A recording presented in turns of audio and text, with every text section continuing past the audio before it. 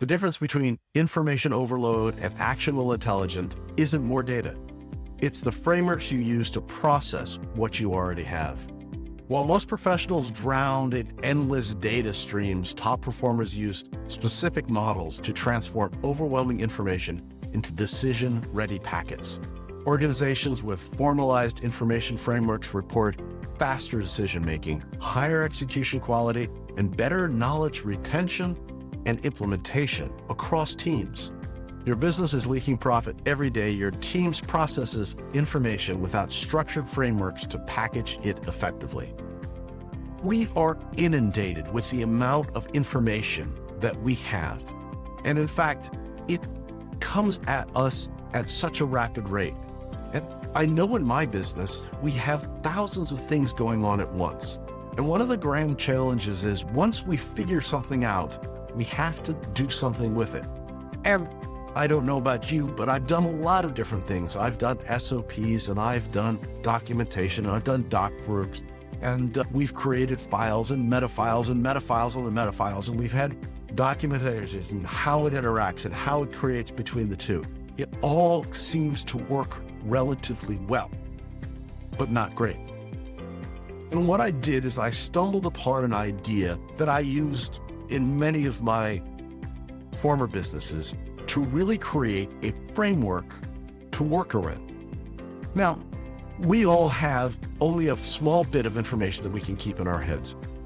And, when you were back in school and trying to remember things, they used to use various techniques, Roy G. Biv, to remember what the colors in a rainbow are, or various acronyms or words that accounted for something like that. Those all created frameworks where you had to remember a specific section, and then you would work your way through the rest of it. Well, the power of that is that it's a memory key that allows you to lock into things, which is a great learning and teaching technique. I have a tendency to have multiple words with the same letter. The 5 C's, the 7 T's, the 4 P's are all frameworks that I've used over time, not only to help people understand the complexity of a process, but also the ability to interact with that process and know where you are. If you've got 5 C's and you're on C number 3, you know what else is coming. And each one of those is broken down into chunks that you can deal with. So not only does it help you think about stuff, it helps people understand where they are and focus in on that one section without having to worry about capturing the rest of it. So creating frameworks, even for the things that you do, if it's a process, bring it into manageable chunks. For VSS, we have pre-video and post-video. It helps clients understand where they need to be. In pre-video, we have pre-writing, we have script, we have shooting, and then we have the video. And then once the video is done, we then have all of the stuff that goes in the background to go out and put it together. And then we have a post-up section, which is all about looking at it and making sure it's done. And we can keep the clients focused on each one of those sections. The advantage is once they've learned those sections, it flows through, and they always see this as part of the work. And if you create your documents like that, and if you create your educational material like that, and you always talk about that in the same way, they see that framework on a regular basis, and so does the rest of the team. So creating these frameworks not only to teach, but also to get you into the process and let them know where the process is. So once you've created what you're doing, creating frameworks where people can put information and know where they are, as well as retain that information, is a real key to making sure that everyone's on the same page, talking about the same thing, and interacting together. The power of that becomes that then you only have to have a series of acronyms. And by the way, after a while, those acronyms become the verbs in the process, become the actions, and therefore you won't even have to go through it. You may just need to acronym it to this. And in many ways, you see this in the military, and I used to work for the phone company when there was such a thing. And they had a book of acronyms, and it was a process that we went through, or some definition that we went through, and we would start to make that the actual word. And that helped us remember exactly what we were doing and how it worked, because it was a specific way of doing it.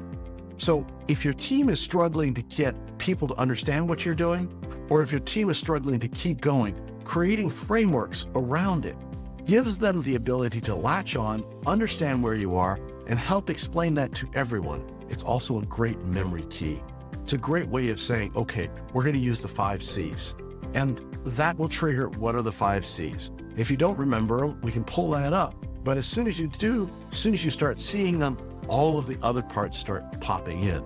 And if you're focused on that section, if you're focused on the communication section, then all the things that you have to do about communication drop in there.